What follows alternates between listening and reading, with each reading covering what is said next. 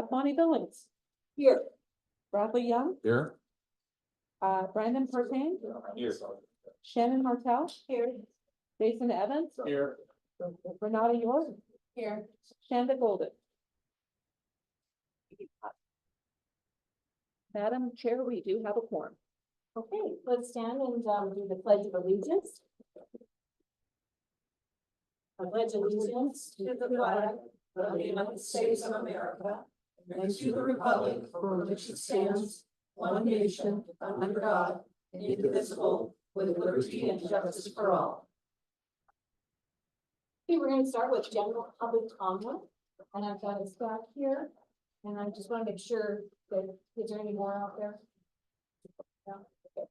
So we'll start with, Caitlin, and I think that's a V, is it Caitlin Vaughn? Yeah, so Caitlin, just come up and state your name for the record. So I can come up there? Yeah, Okay. we want you on the camera. Oh gosh. Okay.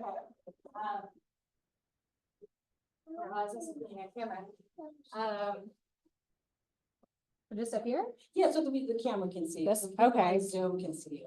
Okay, Is that good? Is that good, Sally? that's good. Okay. Okay. Hi, I'm a Spanish Springs resident, specifically in Pioneer Meadows. I kind of just wanted to come up here to talk about property taxes. I know it's no secret that the city of Sparks is facing a massive, budget deficit. And I think, a lot of my neighbors had similar concerns. They just want to know, is there going to be some sort of a property tax increase? I don't know if anyone here is able to answer that.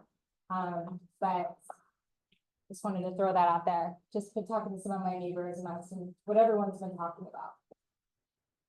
And that's it. Okay, yeah. And Caitlin, we're not allowed to make comments because it's not on the agenda. Okay, But if you want one of the board members to call you, okay, to talk to you, then you put it on this form. okay. That'd be Is that a great. yes or a no? That's yes. Yes, okay.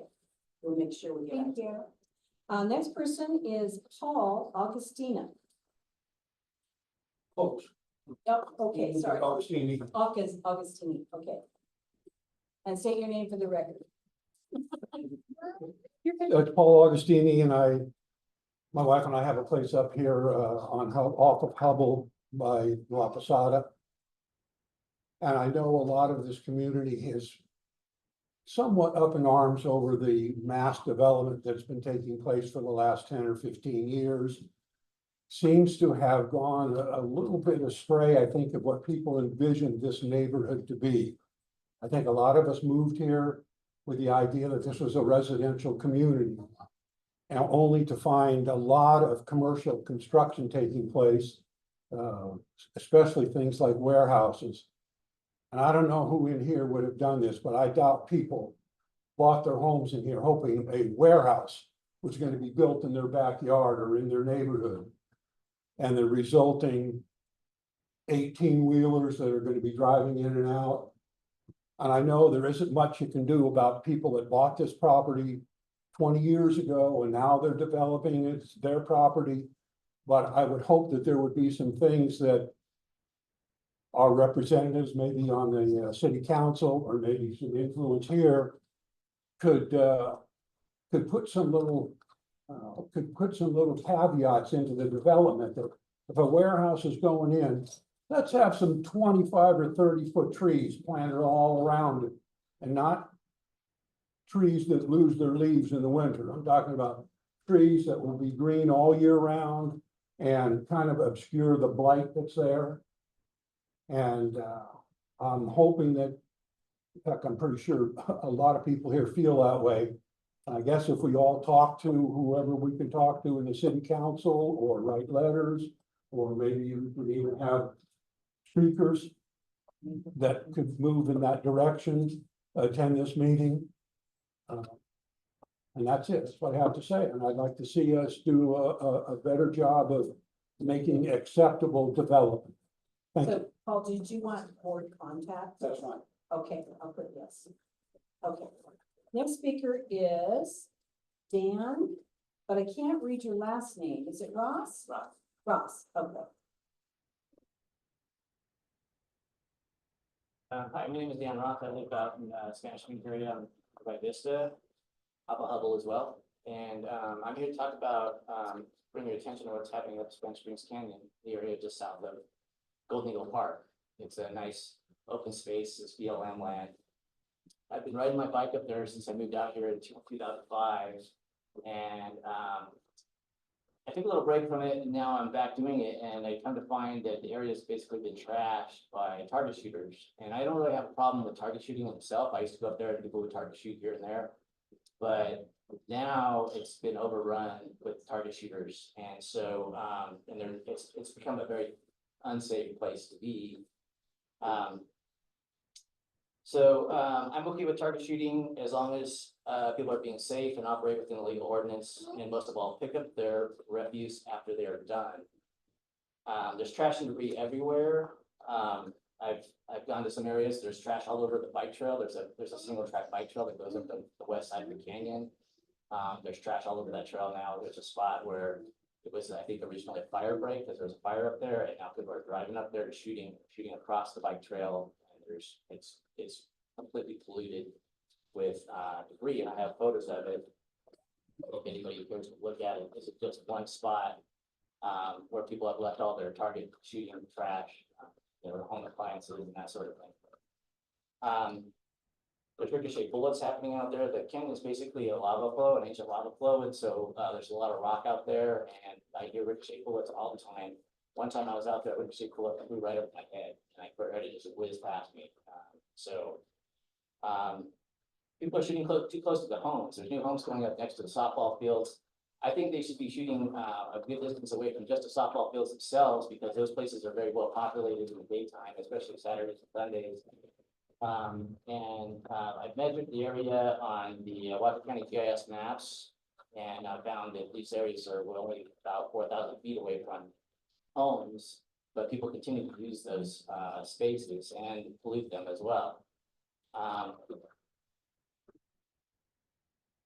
They're shooting across roads and trails. I was up there just this last Saturday riding my bike up the main road, and I came across a couple of guys up on the hill up to the right. They were parked down here on the left side of the road. So I stopped and I said, "Hey, are you guys shooting across the road?" "Yeah." Shooting across the road. There's ATVs, there was two side-by-sides that were up ahead of me. They went up ahead of me. I said to them, I said, "Well, what if I come down this hill and I'm going really fast? Are you gonna see me?" "Oh yeah, my friend's looking out while I shoot." I said, okay. So anyways, yeah, a lot of recklessness happening up there. And something needs to be done about it. I'm really disgusted by just the behavior. I don't blame all target shooters. I've run into a lot of people. Is that time? Your time's up. Okay. Dan, do you want a board member to contact you? Yeah. Okay, next person is Jeffrey Wilson. Can I go first? Can I go? Sure, yes. John Belfort. Thanks.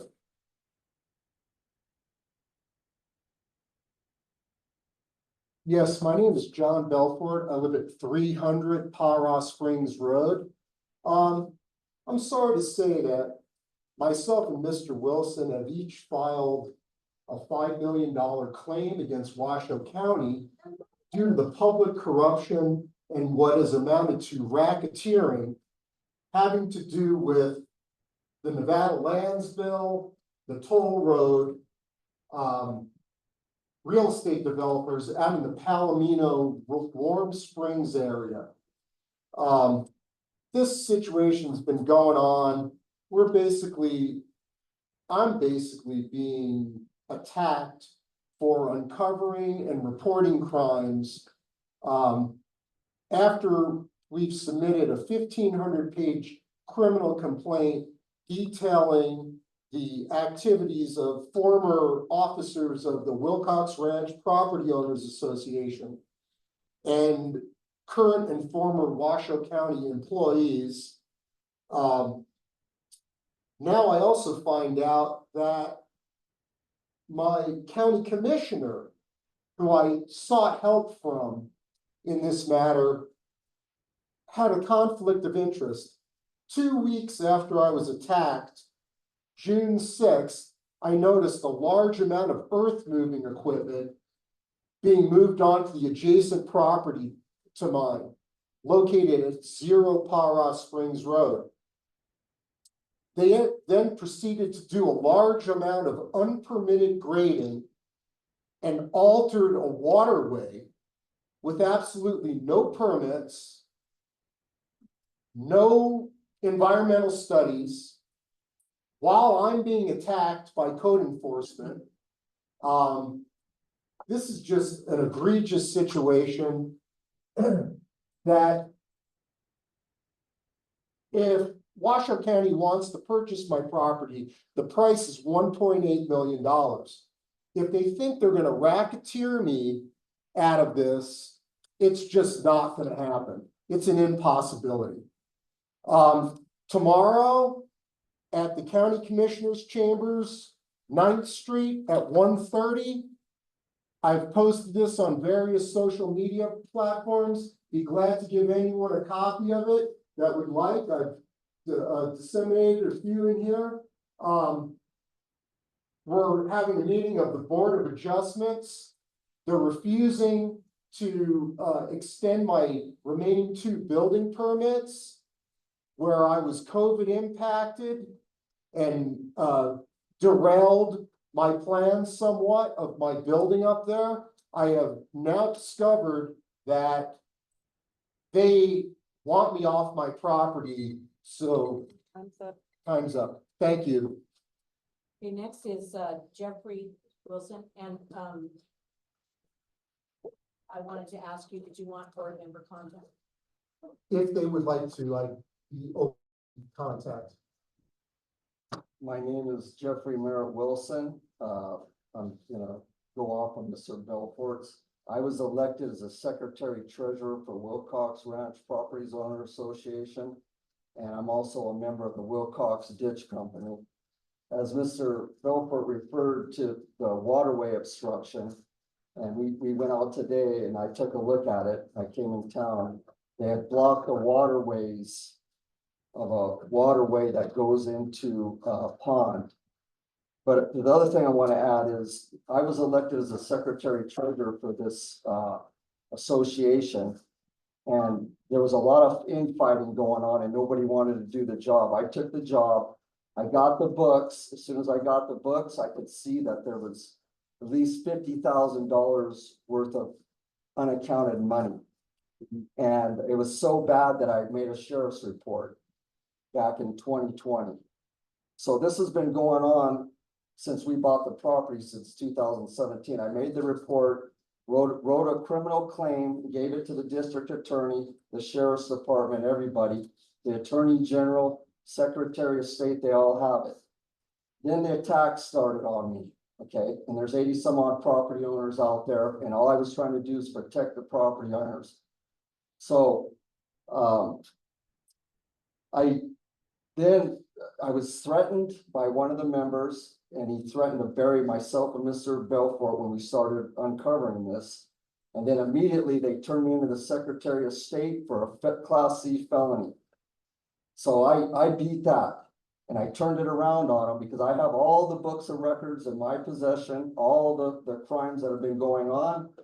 And the Secretary of State in there was a fraudulent perpetuity vote by the former officers of this association and a county employee who was also the vice president for said association, Wilcox Ranch Property Owners Association. And it's basically a racketeering operation.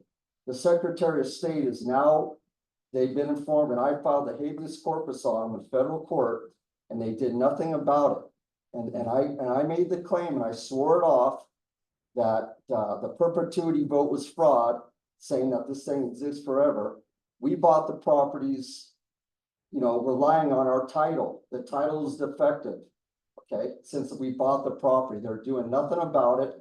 And the Secretary of State is now refusing to investigate my claims with verified sworn claims that there was a fraudulent perpetuity vote done by attorneys, local attorneys, Gail Agnes Kern and Patrick Millsap are involved in this. And they're down there recording liens on our properties, basically becoming owners.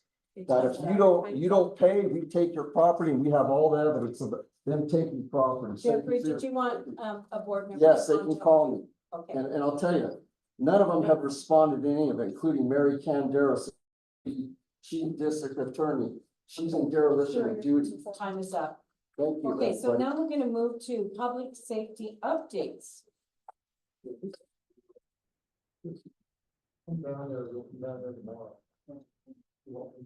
Good evening, everybody. My name is Sergeant Whitmore, Washoe County Sheriff's Office. I spoke at the last meeting we had here and I went over some of the fourth quarter from last year into this year numbers. Those numbers haven't been updated yet since we're still in the first quarter of this year. So I brought some numbers that we do have called our monthly scorecard. What I want to do is talk about some of the things that I think are important to the citizens of the county, not just crime at large, traffic tickets and stuff like that. Specifically concerning the Spanish Springs area, drivers and accidents. I have here a heat map. It's not giant, but all these little dots right here represent traffic accidents, right? Most of them for this area are concentrated between Highland Ranch Parkway and Pyramid and La Posada, right? A lot of those accidents are happening in the late hours, which would tie into a number I'm going to talk about that has remained pretty steady throughout the months and the quarters, and that's our DUIs. For our current month, we're at 22 DUI crimes recorded. Out of those DUIs, 21 arrests have occurred.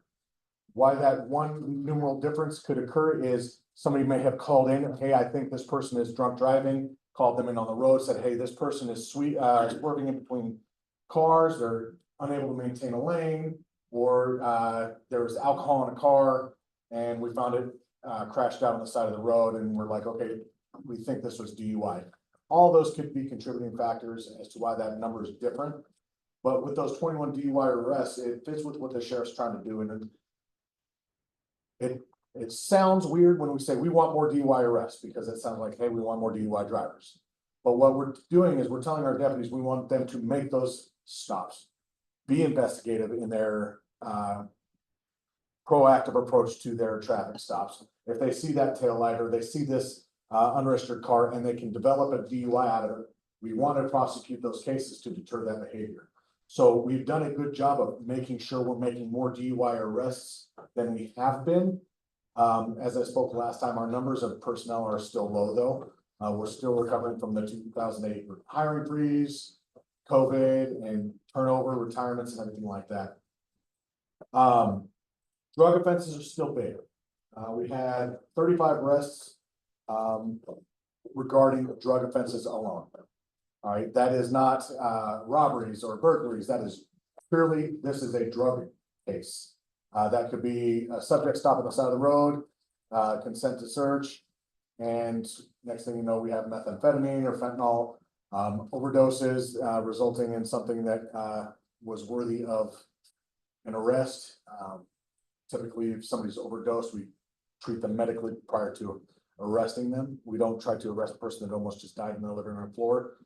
However, hopefully that changes their behavior, right? Burglaries though, we've had 4 burglary arrests this month. Now, there's been 18 burglary calls. That is a big disparity. So the reason there's 18 burglary calls and only 4 arrests is mainly because they're vehicle burglaries, or a burglary can be classified as somebody just broke into the house, did some other misdemeanor or felony crime. That counts as burglary as well. I'll give you one example of a burglary we went to last night specifically. Call came in, and this is one of the recorded numbers. Call came in, people were in my garage stealing my stuff. It is a long-term alcohol user who's recently decided to become clean and sober and who was hallucinating. That still counts as a burglary call. So those contribute as well. But the big ones are the cars that are broken into with no video cameras in your front yard, where you have a video camera, but they don't record. A lot of the times I go to a call, or my deputies go to a call and they're saying, hey, this was stolen, this was this. Oh, do you have cameras? Yeah, but they don't record. That's not a camera, that's a prop. I would encourage you and your neighbors and everybody in today's digital age, with the district attorney's office, trying to prosecute these cases as best we can, having video evidence helps us immensely, help you. 9 out of 10 times they say, do you have video? No, okay, well then, we're not gonna allocate the resources to this when we have the video for this one. It goes down in that tier of response. I don't think that's fair to you guys because I can't expect you to have cameras. I can't expect you to have 360 degrees of video coverage of your yards, but I encourage it, right? And going back down, our robberies are back down. I had none this month. That's a huge thing. So robbery, who thinks they know what a robbery is? I'm stealing from you and I use force, right? If I tell you, give me your phone. I take this, that's a larceny. Give me your phone, take it, and I push her to get her away, it just became a robbery. It's that simple. So as little as that little push can be, you are now a victim of a battery in conjunction with the larceny, that's a robbery, okay? So those are all down. I tell you that because people say, oh, I was robbed. No, you're burglarized. Okay. I will go down and cover something that you brought up. Very near and dear to my heart. I love shooting. Okay. Golden Eagle Park is a nightmare for us. We have kids that are playing softball. We have houses. We have residentials surrounding the area. People are building all around it. During my last talk, I had a question about, well, what happens if we decide and we have to go to court? And yes. Unfortunately, a lot of times when we get the call for these target shooters, it's during the late hours at night with reduced staff, and we're at that burglary, we're at the larceny, we're at the vehicle accident, we're on a DUI call, and by the time we get out to Golden Eagle, they're gone. Because somebody says, I'm gonna call the cops on you, and they're like, okay, I'm gonna pack up and leave. The shooting across roadways, 100% illegal. All right, they have to be at least 1,000 feet away from any occupied dwelling or structure. Okay, it doesn't have to be physically occupied, somebody just has to be living there. Right, if it's a home, that is an occupied dwelling or structure. Right, those signs are up there and people ignore them. Or people can't use a rangefinder. The best thing for you guys to do to get that response is at the time, document it, write everything down. If you got a license plate, if you got a description of the individual, and if you're willing to cite, you're say, I saw this crime happen. Because if it's not committed in my presence, I have to take your word for it, and you have to sign saying, I saw this crime occur. Right? I talked last time, it's scary to do that because then you have to go and say, that guy that was willing to break the law, I'm holding him accountable. That helps us help you though.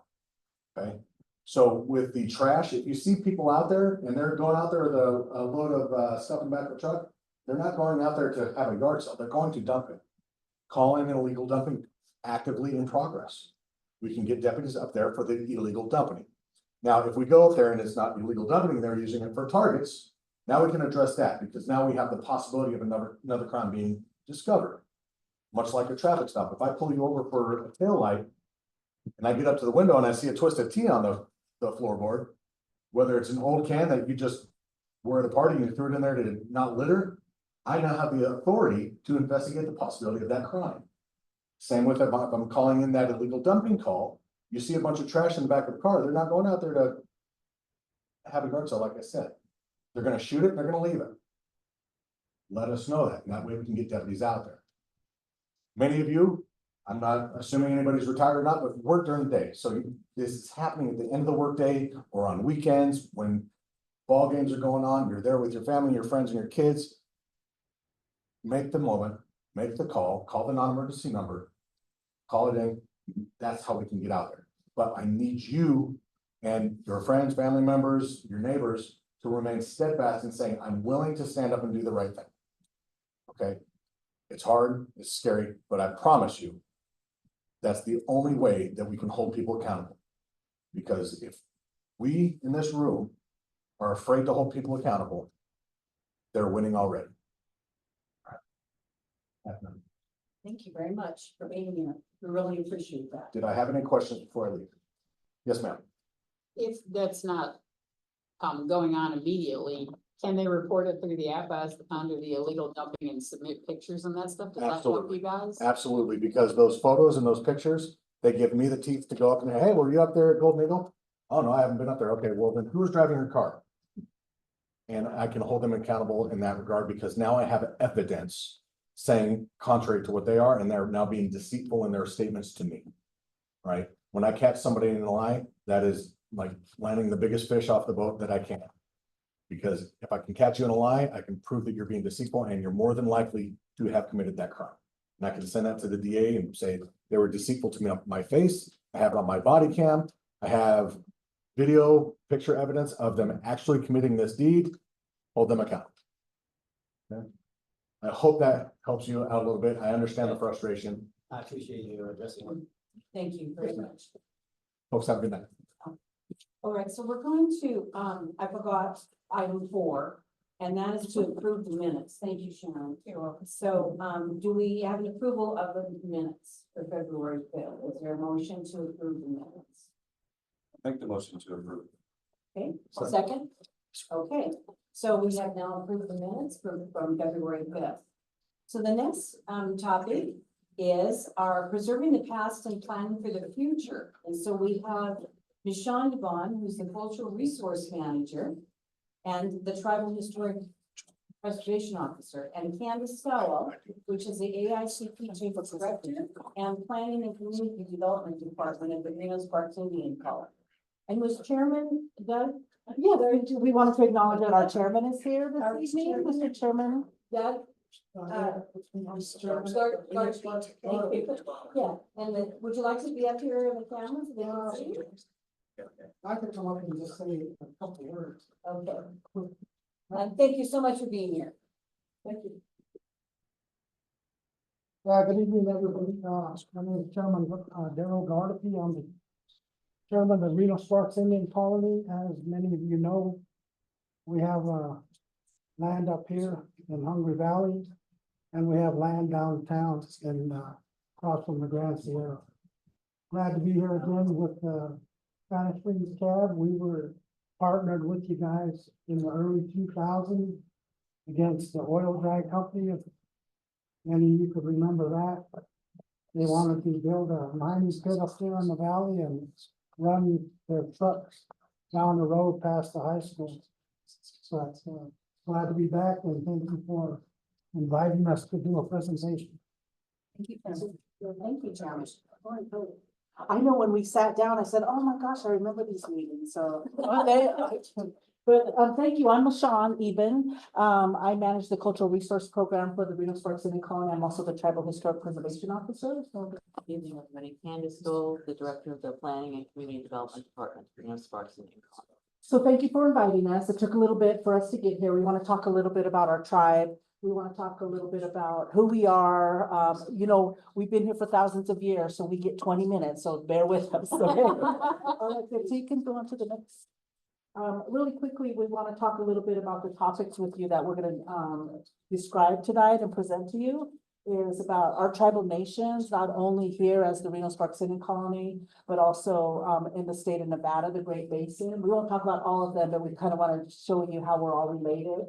The establishment of the Reno Sparks Indian Colony, the locations and our growth of what's happening with the Reno Sparks Indian Colony, our current conditions and challenges.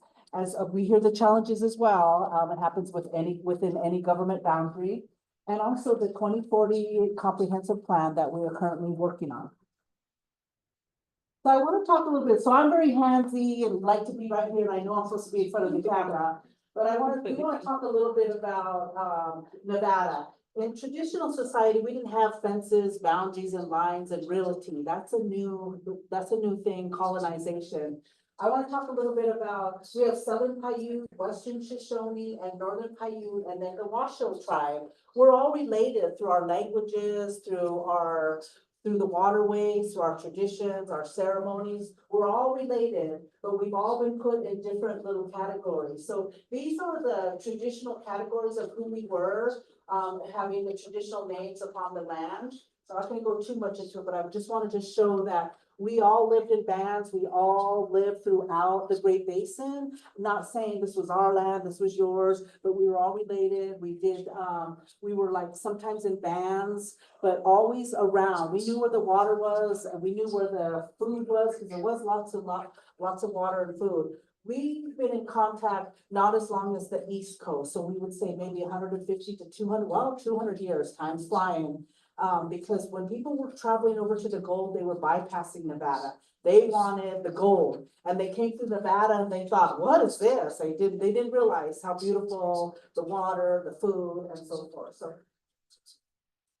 So today, there's 28 federally recognized tribes and bands within the state of Nevada.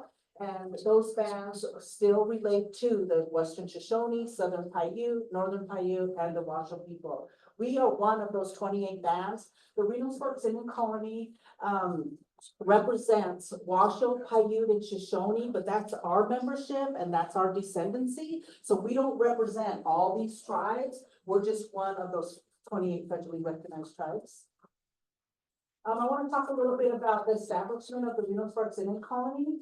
In 1917, the federal government purchased 20 acres downtown where the chairman described. So here's GSR now, and they established 20 acres for the homeless Native people that were within the Reno city limits at that time. So what, if you can imagine, in 1917, it was just Reno downtown. So they moved us way off to the ponds, the swampy area and the garbage and dump, and that's where they moved us. And right then everybody built around us, right? So now we're right in the middle of it. So then in 1926, the federal government purchased 8 additional acres for us. So for a long time, we had those 28 acres. But I want to talk about, so the federal government, they give us this land, but it's still held in trust by the federal government, but it's still our lands. And then we've been either purchasing additional land or getting land. Well, yeah, purchasing the land around us, sorry. And these are those other blue areas. As you can see, we're starting to get next to the river. We're going to talk a little bit about the Truckee River. So I just wanted to share those land base with you.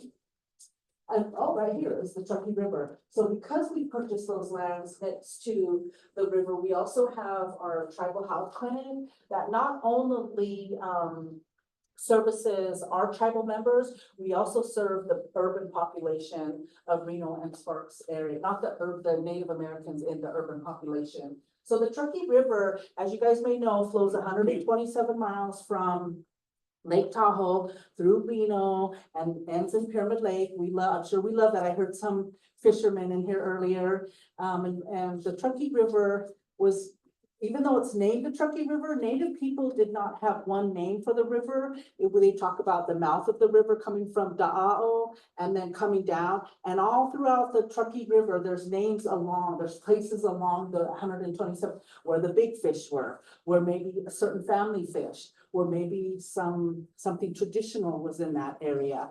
The Truckee River came about because it was named by some immigrants that had a Paiute man take the Townsend immigrants over into California. That was their walkway. And when he took them over to California, when they got caught in the Spanish War and all of that, when they came back, the tribes people came to meet this Paiute man, and what they were saying was, Troke, you did good. And so, of course, the immigrants thought his name was Truckee, and hence came the Truckee River. So that's really wasn't his name, but because of the lack of community, or the languages. So I just wanted to share that really fast. So we do have community facilities next to the river. We're a part of cleanup efforts for the river.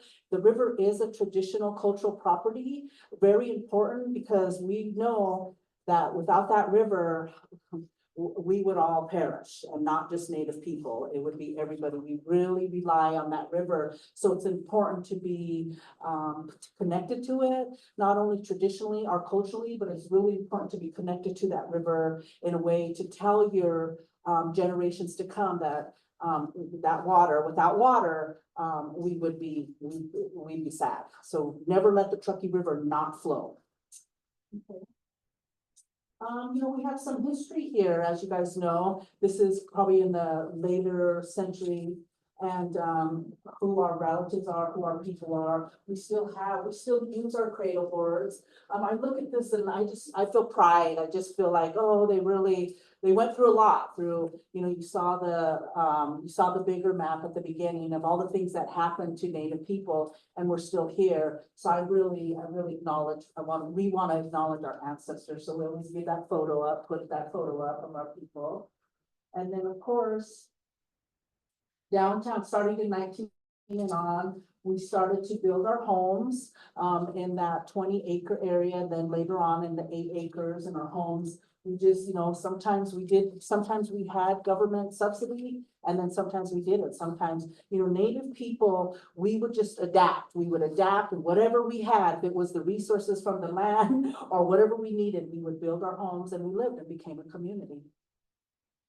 And then this is the Williamsburg City Colony today. As you can see, GSR, we do the 28 acres. It's mostly homes and our community buildings, as well as our tribal offices, our administration,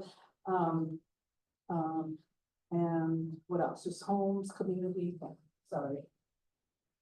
And then we also have the Hungry Valley community. We're going to talk a little bit more about Hungry Valley, but I do want to share with you. At first, we did have, in 1986, we did receive 1,900 acres. As any other community, we grow, populations become, bigger. And so there was a time we also needed, because this was all BLM land, we needed to make sure that we were protected as a community as well. So, and then in 2016, we received over 13,000 acres, and this is our lands out in Hungry Valley. We'll talk about that a little bit later on.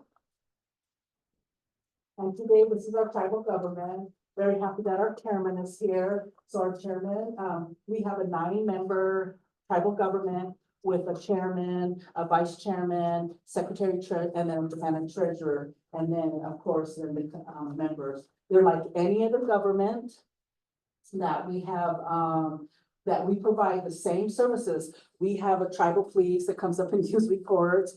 We have our housing department. We have safety. We have emergency. We have a fire emergency crew out in Hungry Valley. And then we also have the tribal cultural resources, the planning. And then we also have, you can change. And then we also have we have social services, we have our clinics, so like any other government taking care of our community. And then today we hold over 15,000 acres. We have over 300 residents, including 78 rental units. We have over 1,300 tribal enrolled members. That's growing all the time.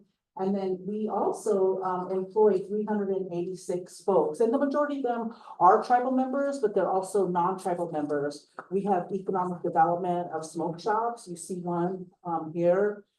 We also have the Walmart is on our tribal land. That's on East 2nd Street. So we have a lot of other economic development that we collect rent and fees from.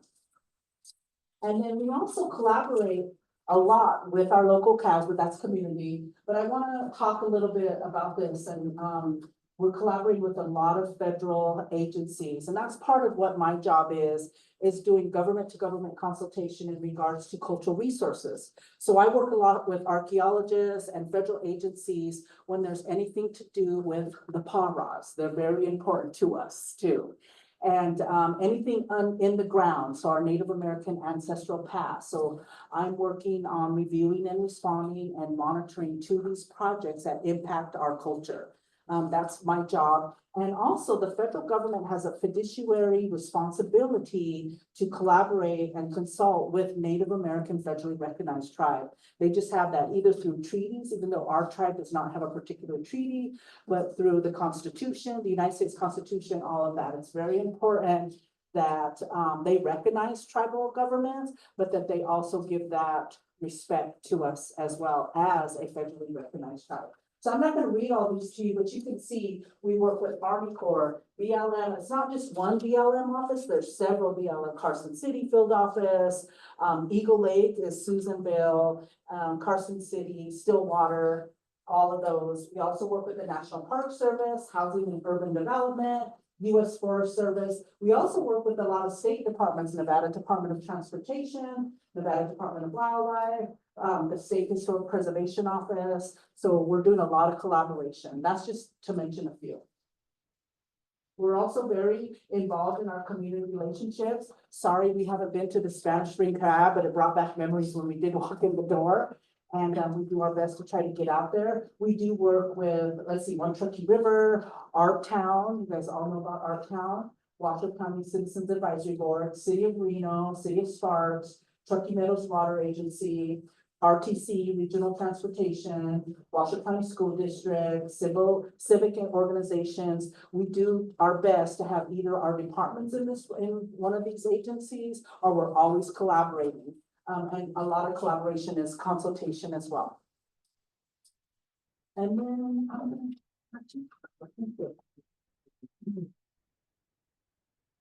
Well, we wanted to talk about some of the current conditions and challenges, and I think, some of the Spanish Springs, community members may relate to some of these issues. The first one I want to talk about, we'll go forward on this, is access management in Hungry Valley. Evacuation routes in Hungry Valley for the Hungry Valley community members, as well as the general public that are going through Hungry Valley. The lack of housing, we have great pressures in our community because a lot of our community members are not able to live on the colony. They try to survive in the Reno housing market, which is an incredible challenge. As Michonne said, protection of the flowers, which we'll get into in a second. Hazard mitigation, we are in a high-risk area for most of Hungry Valley. We have a volunteer fire department. So the cooperation with Truckee Meadows Fire Protection, with City of Reno Fire Department, all these interlocal agreements are extremely important for our community here in Hungry Valley, as well as in and in the Truckee River. This, as some of you may know, is the entrance into our Hungry Valley residential community. Again, we have over 50,000 acres now. These subdivisions were built in the 1980s and 1990s. We have not developed any new housing since then. But the good news is, and I'll show the map in a second, your developing housing. We want to talk about access management. So this is a map that we're including in our draft 2040 comprehensive plan. It shows all the OHV trails and single track trails and motorcycle trails through Hungry Valley. Now, certainly a lot of the community used to be BLM, but a lot of this is you know, the erosion, the illegal OHV routes that go through here. You know, we don't have a lot of rangers. I think we're just hiring a ranger now. BLM works with our tribal police, but it is incredibly difficult task to try and patrol those areas of Hungry Valley. And so it's happened over time that you have a lot of OHV use going on, and it just is creating more erosion. The quality of the landscape is impacted, as well as the safety issues when people are coming through on the OHVs and possibly, you know, igniting fires. So the next map I wanted to show you, this is a revised access management authorized routes map, and we have extra copies on the table. What we did recently, a couple months ago, we revised that authorized routes map because we had originally been showing a north-south route that was further west. We now have pulled that back so that any OHV traffic that needs to come through the Hungry Valley community, it needs to stay on Big Dog as you're coming out of Lemon Valley, or it needs to come on paved road on Eagle Canyon and connect to Big Dog, if you're going to York to New Moss. But we don't want OHV traffic going off those paved access roads. I mean, Big Dog is paved, it's dirt now. We're going to be working on that. But we have to discourage that OHV. It doesn't, if people want to bicycle, run, walk, peaceful activities, there's absolutely no issue with that. But when you have, you know, OHV groups that are coming through, in large numbers, it's not allowed. If they're coming through Hungry Valley to go to a certain place, that's not the issue, but they need to stay on these routes. And then I think, Sean, I want you to talk about. So we've been hearing about the Paras. We love the Paras, very important place. I think we all recognize that, the federal land managers of, public lands, there's a lot going on just nationally. But also we have this multi-use, and I think that multi-use, and for those of you that don't know, the multi-use is off-highway vehicles, hiking, equestrian, shooting, that multi-use, because of the population and the growth and what we heard earlier, it's a lot and it's overwhelming and sometimes it's too much and we don't have a lot of protection out there. So the Paras are an important, culturally significant, not only for the tribe, but I think for Americans in general. This is all of our history. It's not just my history and therefore it needs to be protected. It's important. There's it's a great place. You're right, Eagle Regional Park is a great park, but right behind it, you have new things coming out on about. We did have a fire there not long ago. That's the first time I heard that fire, the fire line, now that it's become a road. I think that's what happened. You saw the Hungry Valley map. People just start driving off and then it becomes a road. And so I think it's really important as all of us, we need to protect that place. Because yeah, there's gonna be a lot of development. We have a lot more development going on.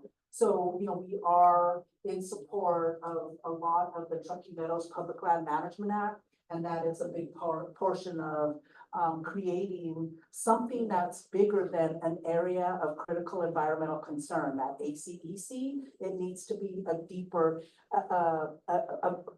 management, not only with the BLM, but with all of the communities and of course the tribes. I think that's really important. It's really that ACEC, even though we want to make it a bigger element for bigger protection. We would like to make it a national conservation area so that we're taking a look at those things as the public together, as long with us as tribes and the federal land agency. So that's kind of it. So about 2 years ago, we started working on a new comprehensive plan for the Reno Sparks Indian Colony. The last time a comprehensive plan was done was in the year 2000. So a lot has changed over the last 22 years. And it's sort of what you would expect to see in a comprehensive plan. It's not just the land use, housing, transportation, and public safety. It's cultural resources, it's conservation, parks, and recreation. So we started about 2 years ago, and we're hoping that the tribal council will adopt that 2040 comprehensive plan in March, April timeframe.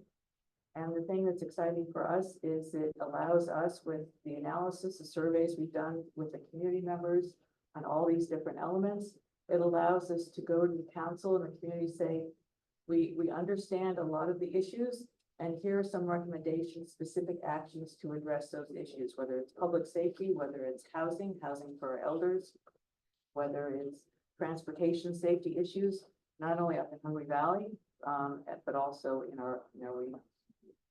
The other thing we did last year is that the tribal council adopted our own building code. We had always, basically deferred or defaulted to whatever the building codes that were being used in the surrounding jurisdictions, but the Reno Sparks Indian Colony did not have its own building code. So tribal council did adopt that, and that's very helpful to us. We don't have our own building department. We do consulting service for that, but we are trying to basically, improve life safety issues for our community members. So the next thing I wanted to show is basically the draft. Again, this is still a draft. It's not been adopted by the tribal council. These are the draft future land use maps for Hungry Valley. So again, our core residential community is as you go up all the way into Eagle Canyon Road. We are showing our existing residential, which is basically single family. But we are, thanks to our housing department and tribal council and funding that we've been able to finally get together, starting a new subdivision, 25 lot subdivision on the north side of Eagle Canyon next to our community center. So that's very exciting. We need a lot more than 25 homes to meet the housing needs. but we are starting that, and then we hope that with this comprehensive plan, you know, we're showing where additional infill housing can be between the existing subdivisions. Our community centers, which is in the blue, is basically where it is today. You may notice that on the left hand, we're showing a striped area. That's where we're hoping we might have some opportunities for agricultural activities. That is, you know, probably the best soil area in terms of all of Hungry Valley. So we look forward to trying to make that. And then this is just a close-up on your left are the existing land uses. The red, obviously commercial. This is the Spanish Springs parcel that we have at the corner of Pyramid and Eagle Canyon on the north, the northeast, no. And then we have the Verdeye parcel that we have at Verdeye, which is where we have our smoke shop and dispensary. We assume that those uses, when those vacant areas are developed, is still gonna be commercial uses, but we have no defined uses for that now. We have over 20 acres, behind the seven parcel. So again, the future land uses help the council as we move forward on development. It's not only just vacant land, it's also the redevelopment of our parcels down in Reno. And that's really important because it's not only creating more access to the Truckee River, but because the colony has purchased all of these former industrial parcels along the Truckee River, we have made a huge dent in removing industrial uses that were all placed along the Truckee River by the city of Reno, by Washoe County over the years, and I think that's really important to recognize. One thing I wanted to mention, it's a wonderful story, and thank you to the sheriff's representative for mentioning this. The illegal dumping, huge challenge. Big challenge for us in the valley. So many months ago, a Spanish Springs resident called us, actually contacted the Planning and Community Development Department and said, I just noticed somebody going on to the Reno Sparks Indian Colony, dumping a whole bunch of, I think it was green waste, but he just went up there, dumped it, and I even followed him. I think he lives off of, you know, Google Drive, Kyla Plaza. He took his license number, contacted us, and we said, thank you. We then contacted our tribal police. They went to the person's residence and said, either we're going to charge you and fine you, or you need to clean it up. So they got him to clean it up. My point being that the more we can coordinate and collaborate on these kinds of issues, the target shooting, the illegal dumping, the better we're all going to be. It benefits all of us. So if you see anything, and even if you don't, if you're not completely sure, we actually on our hub website, we have a link to illegal dumping, so you can always report that to us, and we can follow up with tribal police. And even if it's not ours, our tribal police, you know, work with BLM, they work with, you know, the sheriff's office. So we were happy to follow up on any of that. So with that, I want to say thank you. Thank you to Chairman Gardapi. It's a pleasure. Thank you to Shannon for encouraging us to be here. And so thank you all very much. Yeah. We're gonna open it up for questions, and I'm gonna limit the minutes for questions just because we want to limit the whole meeting to not go on for 2 hours. So I have a little method, and which board member would like to pass out the cards? Grant, he's so good about this. He's good at this. So there's cards 1 through 10, and if you want to ask a question, he will give you a card. And then, so there you go, Brandon. And then you just try to, just one question per card. I hope there's not 10 questions. And that way, everyone's acknowledged that they get to ask the question. Real quick, I want to ask you, is your website up that has the boundaries and everything? Yes. Great, thank you. If you go to the planning department part of their website, it will then link you to our hub, and our hub has lots of resources, but it also has our interactive map where you can see all our boundaries for all the land. Like for the homeowner association. Yes. Oh, yeah, that would be great. Okay, number 1. State your name for the record. Joni Hammond. You had mentioned that you want to change the designation from BLM area of critical environmental concern to the National Conservation Area. in general, obviously you can't give a detail, but what is the difference? But the difference is a national conservation area has better management and there would be no more, we would make sure that there'd be no more probably, easements, any more projects coming in, because right now there's a lot of, fiber optics coming in. And since I've been doing my job for the last 20 years, there's been 3 up there. They're getting pretty close to some sensitive areas.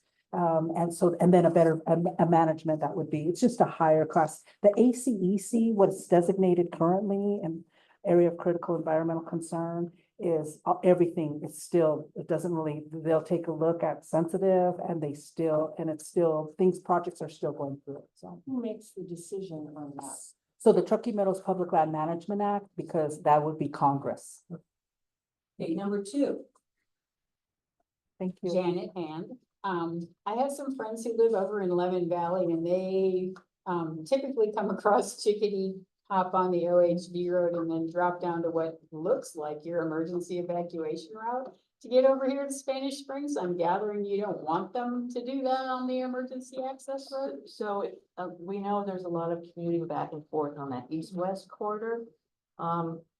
We don't designate it as an evacuation route, but we know many people use it and our tribal police want that east-west route to be as usable as possible. But I think our priority going forward, in terms of general public coming through Hungry Valley, maybe commuting to Spanish Springs, our priority is probably going to be on improving Big Dog, because Big Dog, you know, people are using that coming out of Lemon Valley and want to continue north, or they want to hook up to the east-west. That road fails when there's precipitation, and it's extremely dangerous for people that are, you know, if it's raining or there's snow. I mean, the precipitation just hangs on that road, and it's not. We want to improve it so it's safe for our community members for evacuation events, but it's safe for the general public that's using Big Dog to come out going north-south on that route. So. Okay, question number 3. Yeah, Paul Augustini. I'm not that familiar with this area, and shame on me because I've been here for more than 7 years now. But one time I took after I was driving Uber, I took somebody up on a road going up above Spanish Springs High School. And it was a great little area that opened up in front, and there were houses there. Who even knew that there's whole housing development is going on up there? Is that the Hunger Valley you're talking about? Yes, yes, Wow. that's the Reno Sparks Indian Colony, Hungry Valley, our reservations. It's a well-kept secret. Good and bad, I guess, I don't know. Okay, question 4. Yes, Jeremy Lennis, resident here. Is there gonna be any attempt for the Indian colony and the citizens here, because we share the same area, to have more cohesion? Because right now, I feel like we operate 2 completely separate housing areas. For instance, I see dumping right behind my house that happens on land. Nothing happens. I call in, I email. I don't want to throw anyone out there. I'm just, I am extremely frustrated with trying to share the land when the dumping doesn't get cleaned up. There can be cars, stuff, and there's been stuff that's been there for years. And I make an effort to say, hey, I'll go in and clean it up, but I can't do it, go on that land. Or I've submitted offers to set up cleanup crews and everything else that just go unanswered. So I would like to see more cohesion between the Indian colony and the residents here, and I'm sure elsewhere too. Yeah, I mean, again, you know, please contact us anytime if you see any of this happening. You know, we will follow up because we don't want to see it. I also want to say too, we do Reno Sparks, like Heat Truckee Meadows, beautiful, how they do their big cleanups. We also do those cleanups. So when you see those announcements, or maybe when we have our own cleanup for Hungry Valley, we could maybe advertise that as well. It's starting to coordinate in that manner, but we do have our own cleanup days. But you know, that's only like 2 or 3 times a year. It's just not enough for us as well. I think a lot of us would have. Okay, I think we should, we should coordinate, collaborate, and make sure that word gets out that that's what we're doing, or even when KTMB or BLM is doing that. Thank you for that. Do we have question number 5? No? Okay. So we're gonna, and thank you so much for Thank being you here. guys, And thank if you you. let us know what dates are cleanup, maybe Shannon, can let Shannon know, and then she can announce it. Oh, she coordinated that. That's even better. She'll know. She'll do it. Thank you very much. Okay, so I'm going to go to item number 7, and that's report on requests for service from previous CAB meetings. So the report that I have from a previous CAB meeting is right here. During the February 5th CAB meeting, a constituent asked if Spanish Springs had an emergency evacuation plan. Washoe County staff discussed this question with the emergency management personnel and were told the following. There's no single evacuation plan for any area of the community, as a response would depend on the emergency at hand to include the type of emergency and the location. The second bullet point, everyone should have their own emergency plan for their family, where to meet, how to communicate, plans for pets and people. The third bullet is everyone should have their own grab bag to fit the needs of their family, i.e. medications, water, their bare necessities. And number 4, keep your gas tank full, but I'm gonna add, or keep your electric vehicle charged. So that is a report from the previous CAB meeting on February 5th. And that brings me to item number 4. So Commissioner Andriola is stuck in a plane. And it was late, and so she's not going to be able to be here tonight. And she wanted to send her regrets for everyone for her not being here. The other thing that we want to do is that we've been talking about future agenda items. And we have, since we're going to be meeting every month now, I strongly encourage you to invite your neighbors or anyone to come to these. I just think that we get great information. I always learn so much from these meetings. And we've got this QR code, and all of you are probably pretty familiar with these by now. You take a picture of it and it drops you into a form that you can give us ideas on what speaker would you like? What things are you interested in learning about? And so we just want to, Commissioner Andriola worked really hard to get this happen for us. And that way we can be more responsive, because if we don't have any topics, I don't think the board members are gonna sit up here and be present. So I just want to encourage you to do that. And with that, I just wanted to go over, unless Brad wants to do it, do you want to talk about the, so we came up with some ideas, some input by asking our board members and asking you, the community, what topics would you be interested in? And so I've written them down in a very special place in this binder. I should have put a sticky on it. Here it is. Okay. So, April, we were thinking about public safety. Like, what's a go bag? And how do you prep for it? If they're telling us that we need to prepare for our own evacuation depending on the situation, how do you do that? So we're thinking of a public safety in April. We've had a request, like the librarians are just awesome and they provide so many services for us. I was so impressed when I moved here and found out that you have lynda.com access in the library, free to you. Well, you pay taxes for it, but it is free in the library. There's a lot of resources that the library provides. So we thought we could bring them maybe in May.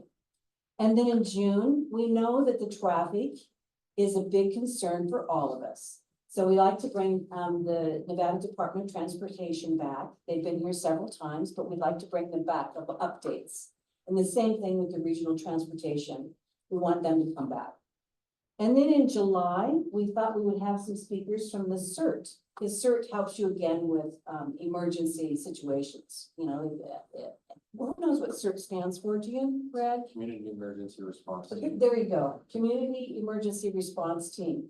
And they do a lot for our community. We thought maybe we would have them come, and maybe some of you would want to join the CERT team. In September, we were thinking of urban development.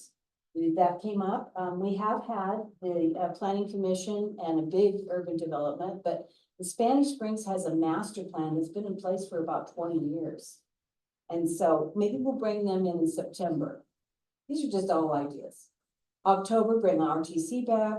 November, we were thinking about, what about our education system here? Like UNR and Truckee Meadows, what do they offer to us as the youth and as seniors? And then others that we came up with was land use, what's the update on that? And the homelessness, and then, we talked about the, intersection, I think of, was it, Wasn't it what La Posada? yeah, La Posada, yeah. So those are some ideas that we've come up with, but we would like you to contribute.